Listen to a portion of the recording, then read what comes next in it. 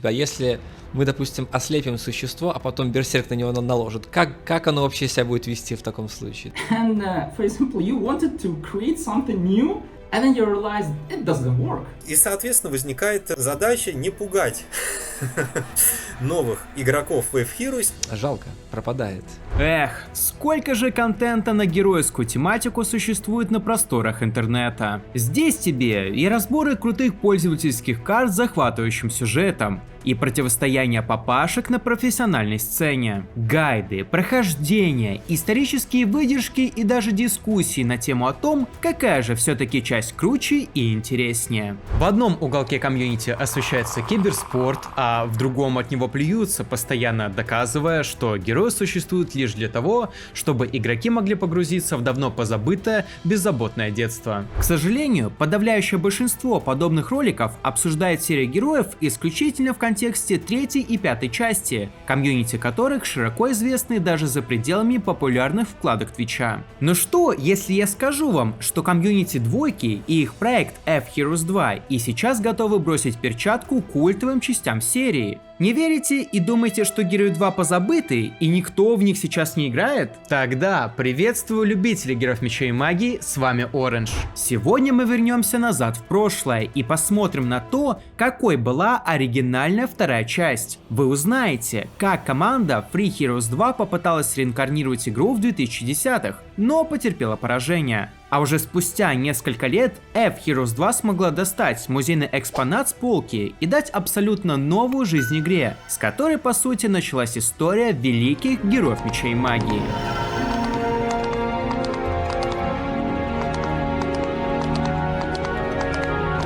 Герои, да, захватывали. Сам я по себе, люблю посидеть, поразмыслить, подумать, что можно сделать, как походить. То есть это пошаговая стратегия, это, мое. Потому что можно пораскинуть мозгами, главное что-то спланировать, спокойно это сделать, и посмотреть на результат. Первая игра в серии, Heroes of Might and Magic, вышедшая на прилавке магазинов в 1995 году, произвела настоящий бум на рынке. Именно этот успех подтолкнул разработчиков к созданию продолжения, и работа над Home 2 началась сразу после выхода первой игры. Heroes 2 стала первой игрой серии, разработанная New World Computing под патронажем издателя Tridio, которая приобрела NVC в начале 96 года. Над игрой работали около 60 человек, во главе с легендарным Джоном Ван Каннегемом. Основной концепцией Home 2 стали те же ключевые элементы, что и в первой части, но с улучшенной графикой, новым контентом и более глубокой игровой механикой. Разработчики стремились создать более сложную и разнообразную игру,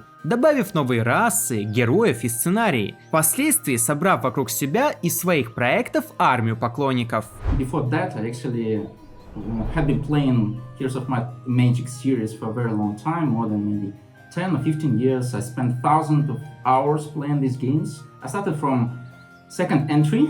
I played a lot for this game, so I think this game stands in my heart. Then I shifted to third series, ended up with fourth installment. I created even multiple maps for the fourth game, and they even had a better version of Heroes of Might and Magic 5. Специально для более качественного музыкального сопровождения были приглашены известные творцы в лице Стива Бака, Роба Кинга и Пола Ромеро. Команда разработчиков использовала новые технологии для улучшения графики и анимации. Игровой движок был переработан, что позволило использовать более детализированные спрайты и эффективные визуальные элементы. Многие ставят в пример графику третьей части как неустаревающую, но ввиду того, что спрайты существ — это изначально трехмерные модели, у них нет достаточно четких очертаний. Графика же двойки — вручную рисованный пиксель-арт, где каждый элемент рисовался художником в нужном месте, чтобы существо или объект в динамике выглядели четко и узнаваемо. Удивительно, как в изображении высотой едва ли с десяток пикселей художники смогли передать столько деталей и показать относительно плавную и подробную анимацию движений. В третьей части спрайты существ выполнены в стиле темного фэнтези, тогда как первословие, которое слышно услышишь от любителей двойки, сказочная. Графика второй части напоминает иллюстрацию какой-нибудь старой книги со сказками, которые выпускали в прошлом тысячелетии. Все выглядит очень красочно, а сам дизайн объектов, предметов и существ неповторимый и запоминающийся.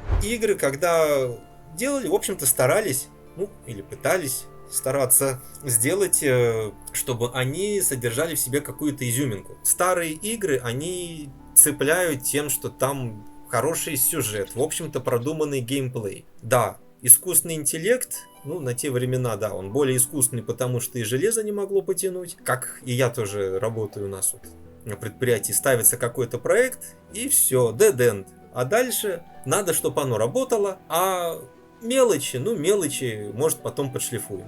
По итогам плодотворной работы, Heroes of Might and Magic 2 была выпущена в 1996 году и мгновенно получила положительные отзывы критиков. Быстро набрала популярность и стала одной из самых продаваемых игр своего времени. Естественно, это полностью развязало руки разработчикам приступить к третьей части. Когда же NVC спустя какое-то время начали получать отзывы игроков о нахождении внутриигровых несостыковок и багов, они уже с головой были погружены в возрождение Рафии, поэтому быстренько выкатили патч и попытались его распространить через интернет, чтобы хотя бы часть игроков получила исправление ошибок. Но не тут-то было. На дворе был 97-й. По очевидным причинам почти никто не смог сделать апдейт своей двойки. И хоть в скором времени геройщики обрадовались официальному дополнению The Price of Loyalty, оно так и не решило некоторую часть ошибок в геймплее и улучшении баланса фракций. Некоторые игроки считают, что причиной этого было решение Tridio о передаче разработки дополнения сторонней студии Cyberlore, которые банально не получили необходимого фидбэка для правок. Как итог, в 99-м выходит третья часть, которая забила окончательный гвоздь в крышку гроба двойки. До появления нашего проекта комьюнити по вторым героям практически там и не было. Оно, как правило, существовало как доп. Раздел там на каких-то форумах, там, да, где обсуждают преимущественно там третью, там четвертую, пятую часть и другие. И, соответственно, по двойке там, ну, очень все грустно, тихо было, потому что 20 лет над игрой никто не работал, поэтому со временем там любой энтузиазм людей, так сказать, уже поутих в данном направлении. Посудите сами. Первая часть была проба пера. Джон Ван Каннегем понял, что пошаговые стратегии имеют огромный потенциал. Вторая часть улучшила все базовые механики оригинала, а третья часть, в свою очередь, кратно умножила уже свое превосходство над второй. Фанаты, недолго думая, тоже сделали свой выбор в пользу модной и новенькой тройки, мол, ну если разработчики все равно не будут балансить, не будут патчить, сосредоточат все свои силы на создание нового контента для тройки, которая вроде как учла все ошибки предшественника, так и зачем тогда возвращаться к старому? Пожалуй, тогда, весной 99-го, для оригинальной второй части все и закончилось. Нет, конечно, кто-то все еще продолжал быть преданным именно ей, до последнего пытаясь игнорировать зумерскую тройку. Однако даже эти геройщики не смогли отрицать ее превосходство, и про вторую часть окончательно все забыли. Друзья, поставьте, пожалуйста, лайк и не забудьте подписаться на канал, чтобы активировать массовое ускорение алгоритмом YouTube.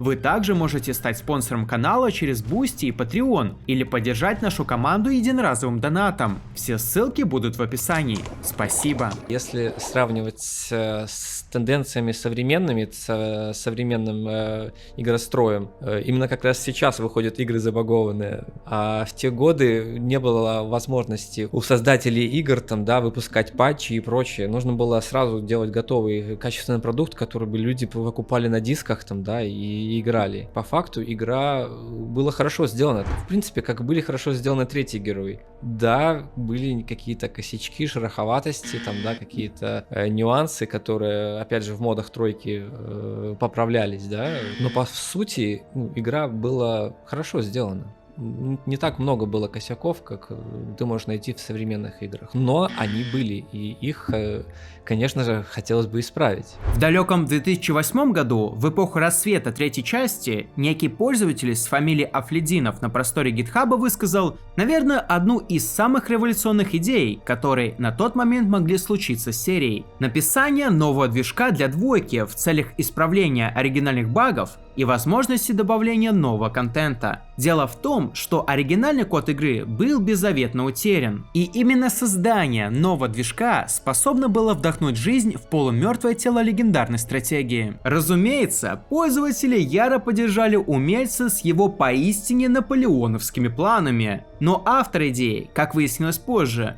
был новичком в кодинге C++, а Free Heroes 2 стали его первым масштабным проектом. Поначалу дело шло как по маслу. Версии выпускались каждые несколько недель, а количество портативных устройств, на которых можно было сыграть во вторых героев, поражало воображение. Пик проекта пришелся на 2010 год, когда команда разработчиков насчитывала около 8 человек. Но потом буквально все начало валиться из рук. Проект погубила его же основная идея нового контента. Дело в том, что с самого начала работы Афлидинов не имел четкого контент-плана. Он скорее хотел позабавиться и слепить огромное нечто, добавляя все новые и новые функции по любому запросу следящих за проектом игроков. А будут там баги, не будут, как вообще добавленный контент повлияет на работоспособность движка. Его, как вы понимаете, совсем не интересовало. Что логично, с течением времени игроки все больше страдали от частых вылетов из игры и отсутствием хоть какого-то внятного геймплея. Уже к 2014 году разработка Free Heroes 2 практически прекратилась, а последние упоминания проекта датируются 2016 годом. Что интересно, уже после того, как создатель открестился от своего уродливого детища, коллеги-кодеры с GitHub все же попытались навести порядок в движке. Heroes 2 Enhanced в 2018 попробовал вновь оживить интерес людей, но было слишком поздно. Проект сдулся так же быстро, как и появился.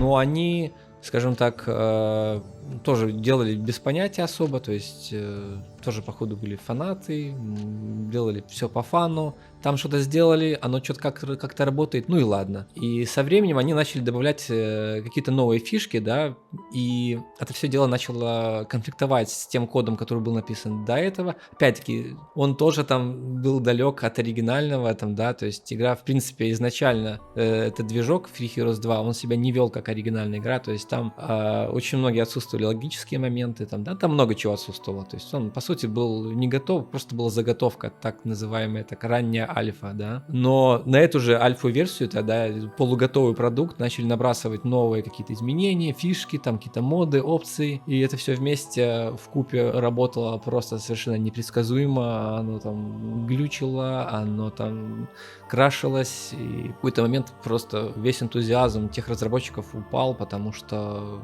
нормально ничего не работало, там начинаешь трогать одно, сыпется второе. В итоге движок под названием Free Heroes 2 с переменным успехом прожил несколько лет, раз за разом радуя игроков новым контентом, но пугая постепенно увеличивающимся количеством багов, прежде чем заглохнуть и быть заброшенным своим создателем. Так, недопиленный, забагованный, но перспективный проект пылился в архивах GitHub долгие годы, пока не попался очередному энтузиасту с горящими глазами. Здесь-то и началось самое настоящее возрождение. So I switched to searching for open source engine implementations for Heroes of Might and Magic series. I found out that one of them was a project called Free Heroes 2, which was on SourceForge.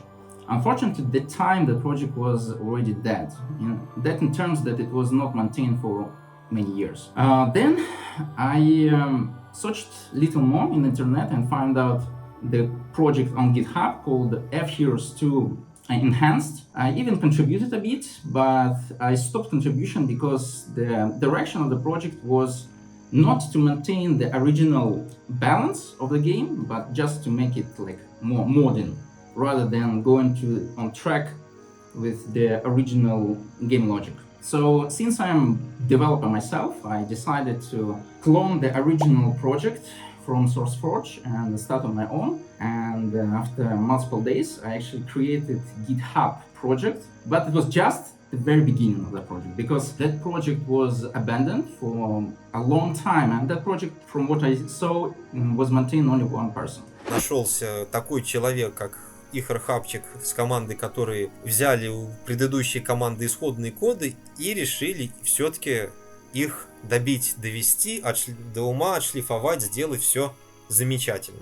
Начав копаться в давно позабытом движке, стало ясно, именно внутренние конфликты и нелогичность кода и стали причиной того, что настолько перспективная идея оказалась заброшенной. Тогда-то истинные фанаты и загорелись мыслью о том, чтобы сделать игру снова великой, ведь именно отсутствие по-настоящему качественных модификаций и заставляло вторую часть серии находиться в тени третьей. Опять же, по третьей части достаточно уже каких-то есть модов, даже движок тоже есть какой-то похожий. По другим частям, там по пятым тоже какие-то уже готовые моды есть, а двойка, ну прям вообще, ну никакая.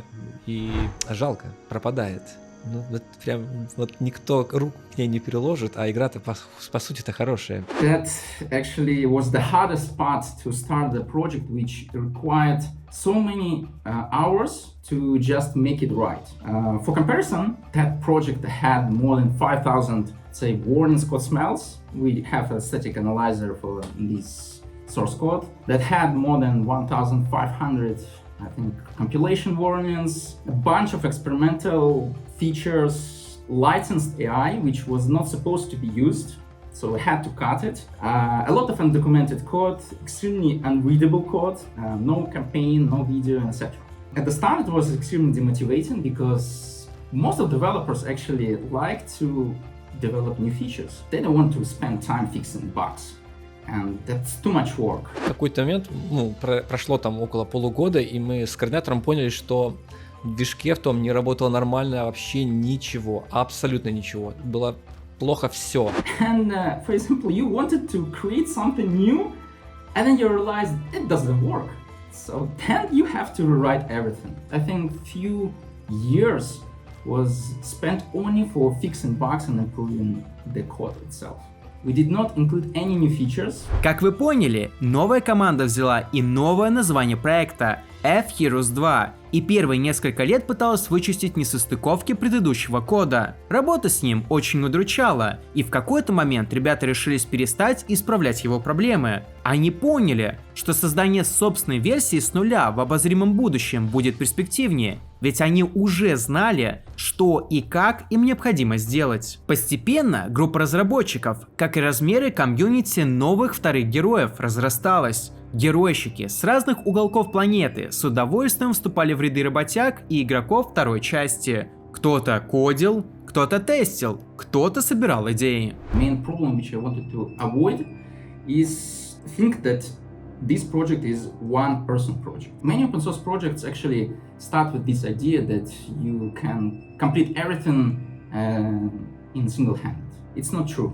So I spent a lot of time brushing up the source code, making it as easily as possible for new members. Чем меня привлекла команда, это их доброжелательность. Это не просто фраза, вот знаешь, надо писать так, молодец, пиши так, гуляй, Вася. Нет, они скажут, давай лучше сделаем так, прочитай вот там CPP reference, вот как это лучше делать, посмотри в книжке вот то. То есть именно желание подсказать, помочь, влиться. I don't micromanage people in our team, and we have freedom of development and contribution. However, mostly every member of our team focuses on their own area of interest. For example, one person usually focuses on translations, and another person focuses on UI. So we don't have that clash of interest when several people like to, for example, work on one feature.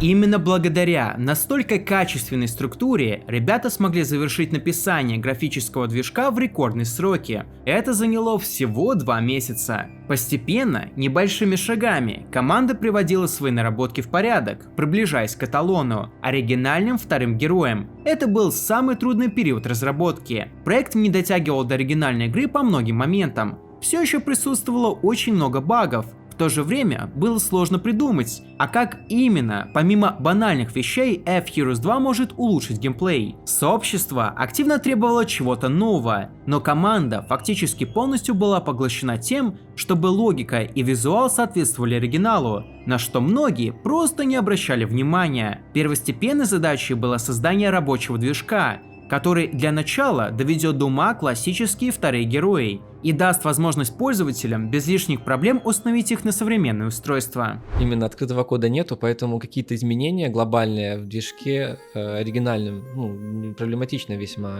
делать. Я в интернетах видел, конечно, какие-то там микропатчи выпускают, там, да, микрофиксы, но тоже это все ставится отдельно и тоже может работать некорректно, там могут быть какие-то конфликты. Вторые герои, допустим, сейчас доступны на GOG или на Steam, они на современных Windows уже не работают. Они запускаются только через эмулятор среды DOS, то есть так называемый там DOS-бокс.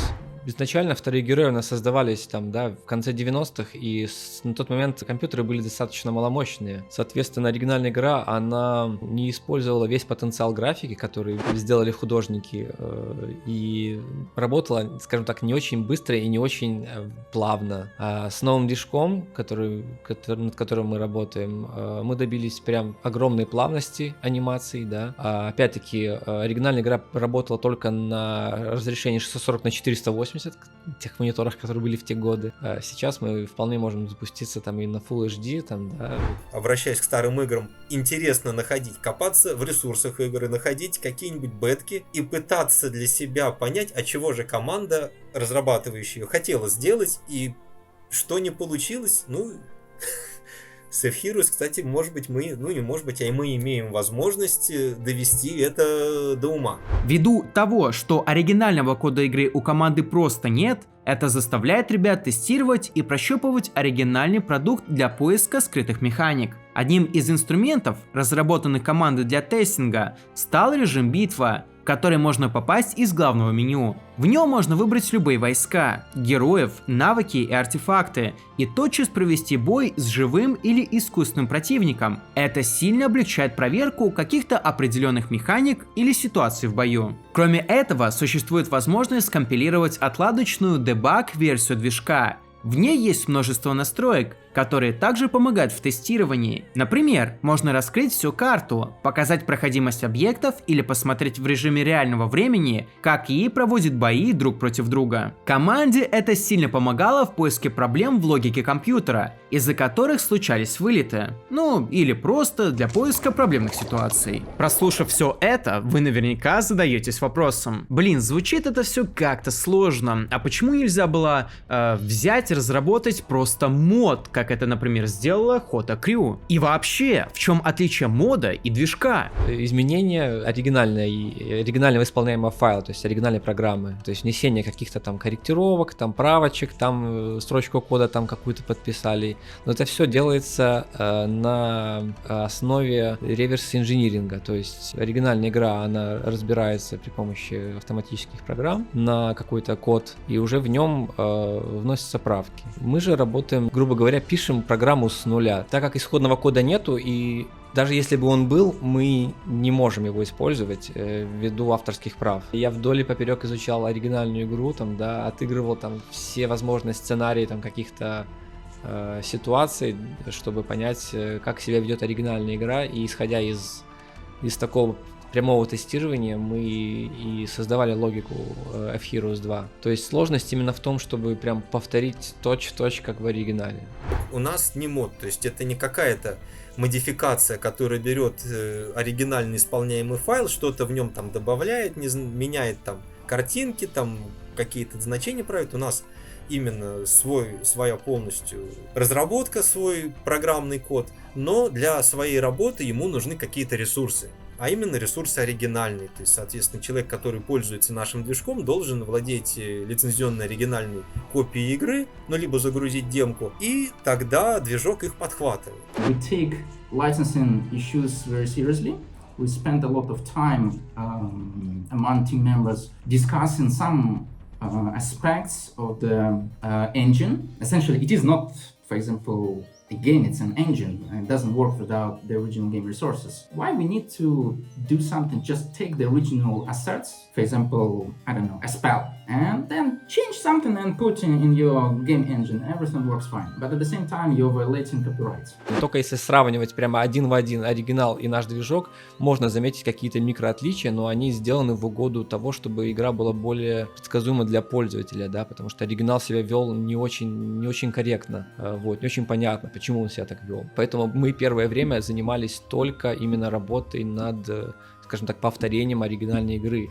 Но это не сказал бы, чтобы прям сама цель нашего движка. Мы бы все же хотели, да, то есть что-то новое внедрять, но без базы, без идеально работающей основы, без идеально работающего движка добавлять что-то новое — это тупиковый путь. И прошлое нашего проекта, Free Heroes 2, как он раньше назывался, тому подтверждение. Повторяем оригинальную игру или же делаем лучше? Команда ответила, что, в общем-то, задача повторять оригинальные баги у нас не стоит. Оригинальная игра, хоть и была действительно неплохой, все же содержала в себе большое количество шероховатостей, исправление которых и стало очередным этапом разработки. Необходимо было исправить все проблемы, о которых пользователи могли даже не знать. Они банально были почти незаметны. Все это приводило к постоянным ситуациям, которые негативно влияли на чувство геймплея и как следствие заинтересованности в двойке. Вот знали ли вы, что во время выстрела катапульты она вначале подбирала камень, чуть ли не горизонтально его выбрасывала, и из этого положения камень вдруг поворачивался на 90 градусов вверх и начинал взлетать в совершенно рандомную сторону, иногда попадая в верхнюю часть города, иногда в нижнюю, или, скажем, проходимость на карте приключений.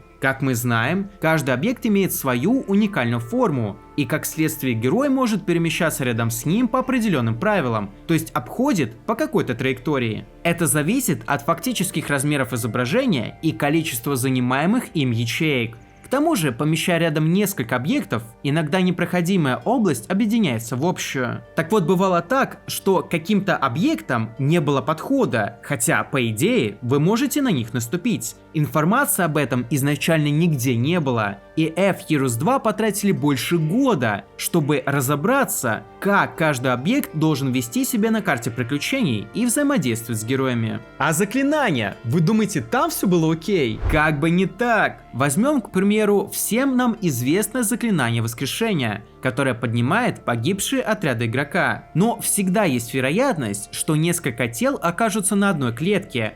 И в оригинальной игре, и в третьей части воскресить получается именно тот стэк, который погиб последним. А если игрок желает применить заклинание к другому, увы, воскрешайте единичку. В планах у команды FH создать функцию, при которой игрок сможет инициировать подменю с выбором, какому именно отряду применить заклинание. А помните, как компьютер обожал спамить заклинанием «Разрушающий луч»? Да это же был целый мем! Оказывается, бот просто не мог оценить, что эффективнее, раз за разом кастуя одно и то же заклинание, даже если у него было, скажем, массовое замедление или удар молнии. В рамках работы над интерфейсом были отполированы многие изъяны оригинала. Правильно выровнены элементы внутри окон и сами окна на экране. Добавлена многочисленная справочная информация почти для всех внутриигровых элементов. Исправлены графические дефекты кнопок. Изначально ребята не собирались заниматься переводами до того,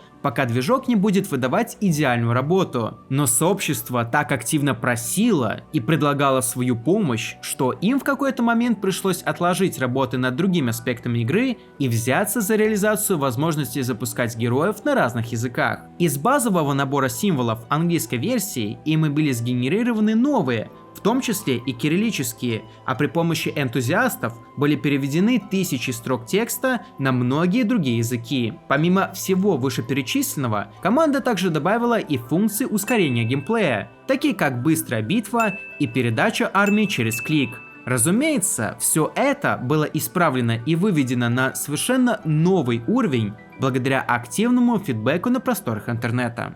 One missing feature which we have is that you always need to show your great gratitude for any effort people spent on your project. Even if it's a small issue, if it's a one line of code, you always have to thank them. Deliver one or two big features, focus on them, spend a lot of time making sure that it works, we test a lot, and only then we deliver. Тут, выполняя pull-реквесты, работая над проектом, я понимаю, что то, что я делаю, скорее всего, принесет удовольствие тем, кто этим пользуется. И это для меня, как для разработчика, приятно. Я сам, играя в игру, стал замечать, ага, круто, вот это уже лучше работает, это лучше, мне самому стало нравится. Предложи геройщику, там, что спроси, что у него, что бы ты хотел изменить в оригинальной игре, там, да, и он тут же тебе набросает там 100, 200, там, 1000 идей, там, да, вот тут можно улучшить, тут чуть поменять.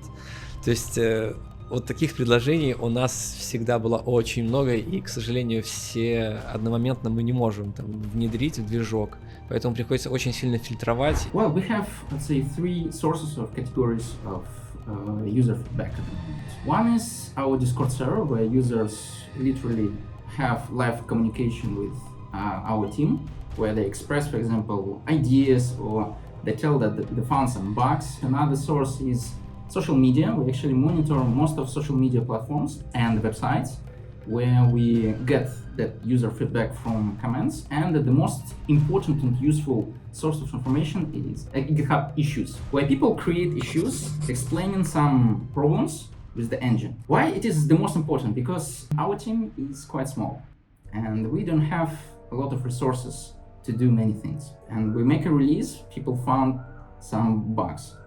And we're happy that people bring them to us, so we can fix them and improve.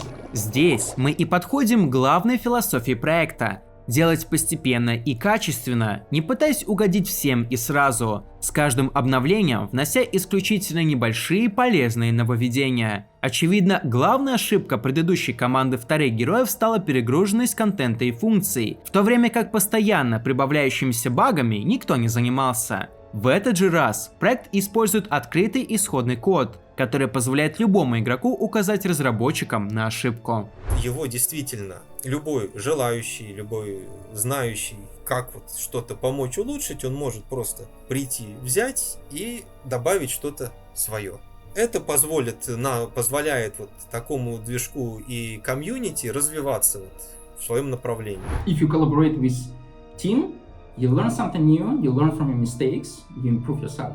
And also other people will have knowledge just participating in the project. Согласитесь, что создавать новый контент куда увлекательнее, чем исправлять вроде как незаметные ошибки. Но все подобные попытки внедрения каких-то новых механик ребята пресекали в моменте, если это шло вразрез с основной логикой игры или требовало значительных и необоснованных временных затрат. Сейчас же, имея на руках написанный код в практически идеальном состоянии, разработчики наконец могли приступить к добавлению нового контента. Так как в данный момент мультиплеера в проекте нет, к этой теме мы еще вернемся, разработчики сконцентрировались на создании умного бота в игре, чтобы одиночные игроки могли вдоволь посоперничать с сильным компьютером. И тут начинается самое интересное. Вы не поверите, но наша команда после общения с коллективом FH2 стала считать, что здешний ИИ самый трудный бот-противник из всех частей героев. Одна из утопических задач проекта — научить бездушную машину играть как человек.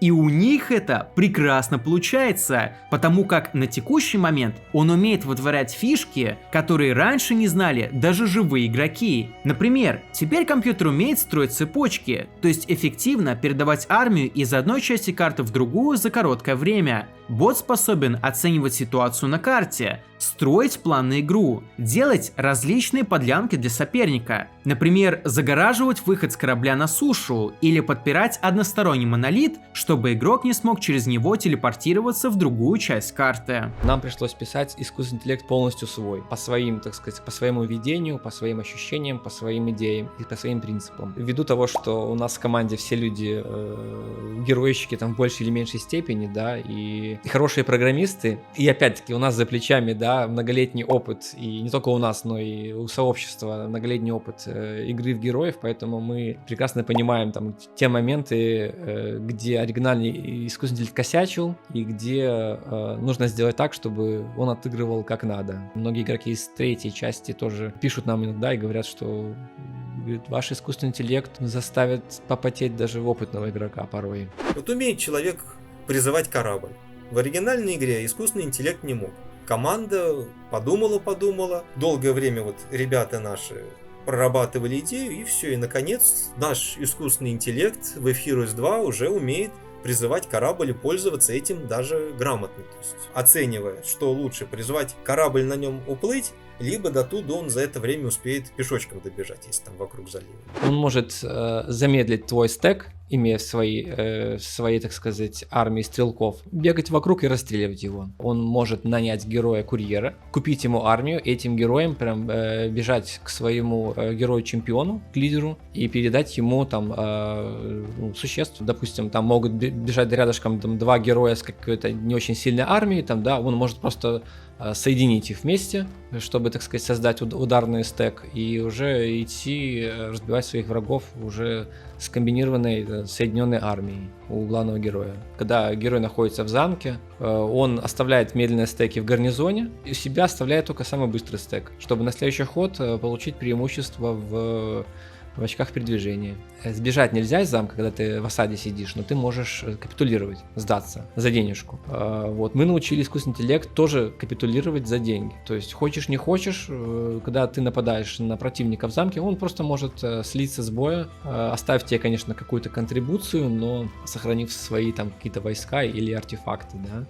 или там не дав тебе там чисто победить. Научив его такому многому обилию различных действий, но мы действительно усложнили игру. И, допустим, пройти дополнение Price of Loyalty, ну, теперь это очень тяжело. Если ты за первую неделю не применил такие ходы, которые вот однозначно правильные и помогают твоему замку и герою успешно развиваться, то все, через неделю враг тебя, скорее всего, вынесет. Он уже придет к тебе с титанами и скажет, кто тут хозяин. В этом-то и заключается, как бы, да, преимущество написания движка своего. Ну, можем научить чему угодно. Мы сделали едва ли половину того, что мы задумывали от искусственного интеллекта, да, какими тактиками мы хотели бы научить искусственный интеллект пользоваться, чтобы он мог дать жару, да, и заставить игрока страдать. Помимо усиления алгоритмов макро и микроменеджмента компьютерного соперника, разработчики не забыли исправить все странности оригинала. Пожалуй, самая известная фича – это особенность боев, который проводил вражеский герой на карте приключений против нейтральных отрядов. Вне поля зрения игрока на программном уровне, оказывается, частенько происходила имбалансная ерунда. Чтобы сэкономить ресурсы, ограниченные в те годы, да, оригинальные разработчики, они все бои, которые проводил искусственный интеллект, они их не проигрывали как таковые. Он просто сравнивал, грубо говоря, силы армии. Он не просчитывает весь бой, он просто кидает там, грубо говоря, кость, посчитал какие-то там коэффициентики и сказал, ну вот, мы потеряем там 5% армии, например. И все. Герой с какой-то хлипкой армией, там, да, какие-то там были там гоблины, еще что-то там, стрелки, там, нападает на стек черных драконов, стек побеждает, и после этого у него потери там какие-то там, ну, смешные там, да, то есть с той армией победить, в принципе, было нереально этих драконов, но искусственный интеллект, он посчитал, что, ну, тут победа за ним, как бы, да, вот тут немножко там 20% армии мы отняли, то есть он иногда ошибался в этих подсчетах. Команда также решила отказаться от древней концепции искусственного осложнения игры против компьютерного соперника, избрав для себя долгий и сложный путь постоянного повышения качества бота. Как оказалось, что в тройке, что в последующих частях, чтобы нивелировать огромную разницу в отыгрыше между игроком и компьютером, боту изначально давали куда больше запас очков передвижения героев, его разведки и количество стартовых ресурсов. Самый простой прием, которым увеличивают сложность игры, это тупо просто дают искусственному интеллекту больше читов. То есть больше прирост, больше доход. В оригинальной игре, между прочим, искусственный интеллект видел сразу всю карту целиком. То есть ему не составляло труда узнать, где ты там и что делаешь. И, соответственно, возникает задача не пугать новых игроков в F-Heroes, а именно местами все-таки искусственный интеллект, ну, немного упрощать. Соответственно, не тоже у нас были выпущены pull-реквесты, которые на сложностях Easy и Normal немного ограничивают деятельность искусственного интеллекта. Главная задача проекта FH, как и любого другого творческого объединения, позволить игроку наслаждаться отполированной, высококлассной игрой. Одним из главных аспектов получения удовольствия является широкий доступ к интересному контенту, к выпуску которого ребята готовы в ближайшее время. Ведь не просто так ими было выбрано именно создание нового движка. Он позволит им не ограничивать полет мыслей и воплотить в жизнь самые амбициозные идеи. Главное, чтобы это не противоречило логике оригинальной игры и не создавало внутренних конфликтов в коде с уже созданными функциями.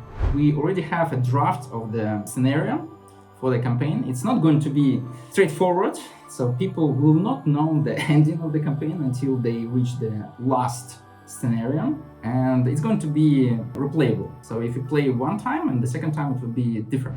Мы хотим выпустить классическое дополнение, как если бы его делала тоже 3DO, с новой компанией, с новыми артефактами, существами, объектами, то есть вот именно внутриигровым контентом. Появился у нас редактор. Это весь прошлый год мы его старались сделать. Сделали, конечно, еще в нем есть что доделывать, но в целом уже картоделы лепят карты, люди играют, и это очень приятно. В этом году команда FH создала свой редактор карт, интегрированный в сам движок, запускающийся прямо из главного меню игры. Баги, которые иногда встречаются, исправляются программистами буквально за пару дней, в худшем случае недель. Плюсом нового редактора карт является возможность поставить любое условие победы, написать интересные тексты сценария и даже настроить размеры разбросанных ресурсов. Кажется такой банальностью, однако на самом деле это было невозможно в оригинальных Heroes 2. Насколько это отпугивало картоделов и контент-мейкеров своей скудностью и забагованностью, сейчас можно только догадываться. Что уж говорить, если Ринс, создатель Парагона, насчитал с десяток недостатков и сложностей в использовании редактора карт третьей части, которая, как известно, была на порядок сильнее предшественника во всех нюансах. Также, после окончательного завершения работы над редактором, в ближайших планах у команды стоит создание полноценного инструментария для мультиплеера, который в контексте двойки вызывает лишь восхищение и желание поскорее прикоснуться к настолько ламповому проекту с детства. Multiplayer definitely is going to be happening. However, it's not going to happen maybe not in the next half a year. Because right now we're focusing on the polishing and adding new features for the editor. It's important to have a fully working editor before even releasing multiplayer. One reason is that since there would be maps which people want to play in multiplayer mode, we need to make sure that the features of these maps are going to be supported by multiplayer. And secondly is that delivering the original game makes no sense, because then we will end up rewriting multiplayer in many places. Вполне возможно, что мы сможем предложить даже что-то более удобное и быстрое, чем ОХ. Я, наблюдая трансляции, иногда очень часто замечал такие ситуации, когда у стримеров, у игроков проблемы с этими ОХ, они то прерываются, то не прерываются, то в нужный момент, то не в нужный момент. Можно же просто создать такие условия, в которых, будет исключена возможность вот именно такой ситуации, то есть заранее ее рассчитать и заранее прерывать ходы, допустим, грубо говоря, рассчитав радиус, возможный, потенциальный, или какого-то героя. Как мы уже не раз говорили, любовь способна творить чудеса. Как иначе объяснить то, что энтузиасты со всего света делают сотни авторских модификаций для своих любимых игр? Как оказалось, то же самое не обошло стороной и всю серию героев. Вог, Кота, Герой 5.5 и Юниверс уже давно увидели свет и пригрели своей ламповостью и любовью толпы поклонников. Но проект F-Heroes 2 лишь начинает набирать популярность, которая всенепременно его ожидает. Огромное количество улучшенного, оригинального аудиовизуального и игрового контента уже сейчас радует тысячи глаз по всему миру. А представьте, сколько еще старых игроков вернутся посражаться по сети в ту самую игру с детства. Также любой из вас, дорогие геройщики, может присоединиться к сплоченной команде проекта. если вы обладаете необходимыми знаниями и желанием разрабатывать и улучшать вторых героев.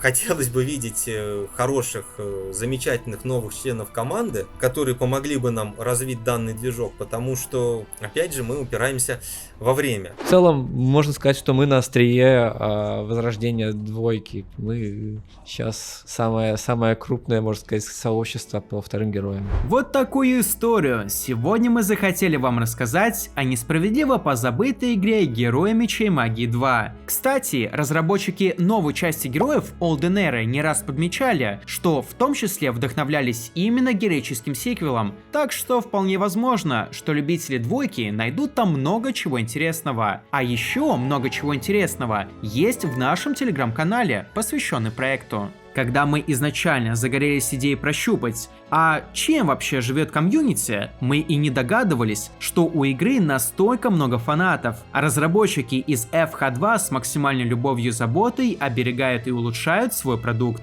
Друзья, этот фильм я хотел бы посвятить своим дядям, благодаря которым я и познакомился с серией героев в 2000 году, когда они днями напролет рубились в режиме Hot Seat во вторую часть. Спасибо, что поставили лайк и подписались на канал. Это помогает продвигать алгоритмы. Ну а мы и дальше пойдем снимать новый контент про героев Мечей Магии. До новых встреч, друзья. Пока. Ну что, геройщики, не забудьте посмотреть вот это и вот это видео. И подпишитесь на канал.